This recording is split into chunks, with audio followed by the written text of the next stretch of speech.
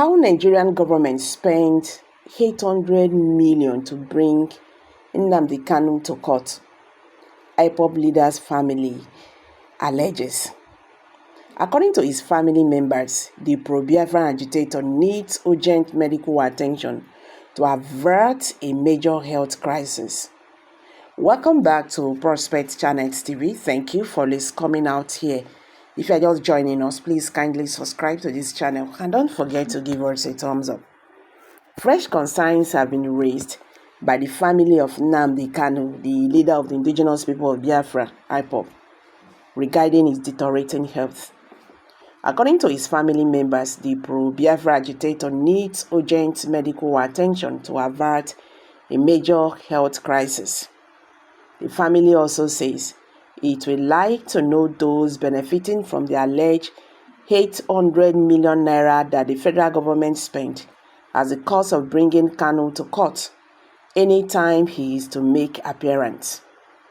The spokesman of the family, Prince Emmanuel Kanu, in a statement on Saturday said the family heard that the federal government spent 800 million naira each time Kanu was brought to court.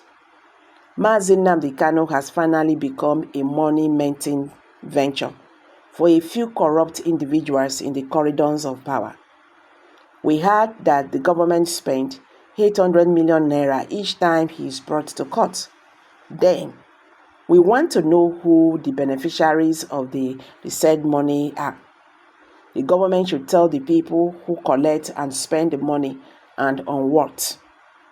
Our fear is that if it is true that such humongous amount of money were spent on bringing him to court anytime he is to appear, then it may be impossible to grant him bail anytime soon, because the cabal benefiting from this continued incarceration may not be willing to let go of their oil well.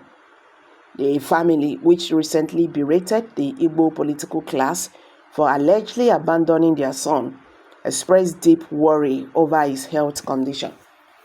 We just got information that he is critically down. He has not been granted access to his personal doctors, and he urgently needs a cardiologist. He should not be allowed to die in DSS custody, the statement added.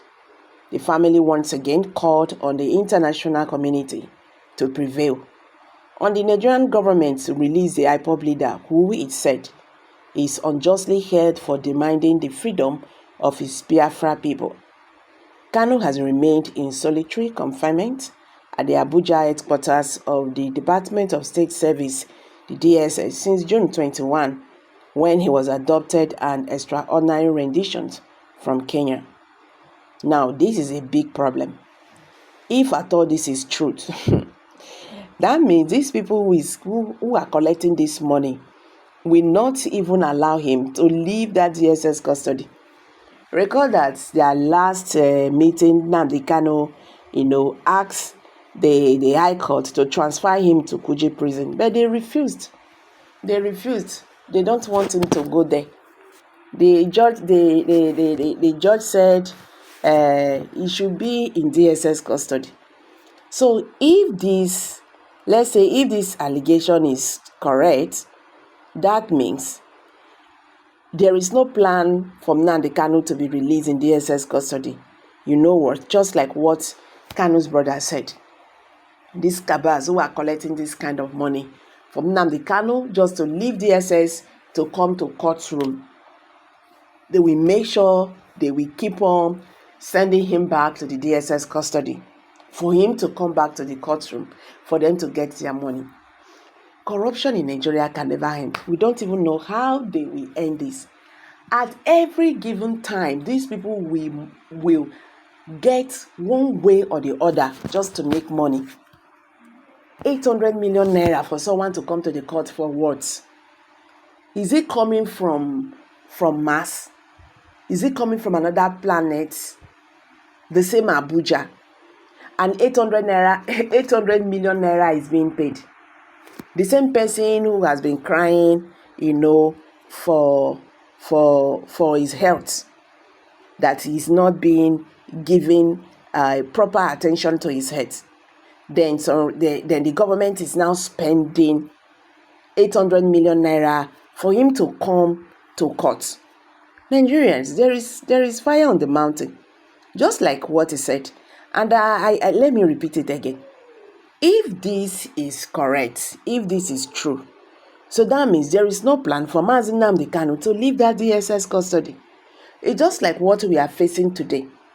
They will tell us there are persons who are sabotaging the fight of banditry and all that in Nigeria. They are all well connected and all that. And these people, they keep on doing what they are doing because they are making money from it. They don't even want the fight to end.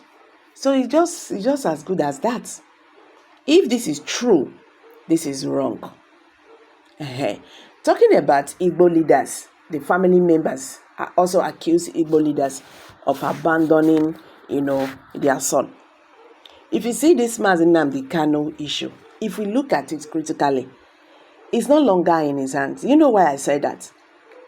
The more this man is being castrated in that DSS custody, the more Igbos are living in captivity. Unless he's released, that is only when they can have peace in that region. That is the truth. Just like what he said the other day. He says some persons are hiding under agitations to commit crime in the name of IPOB and in the name of asking the federal government to release him.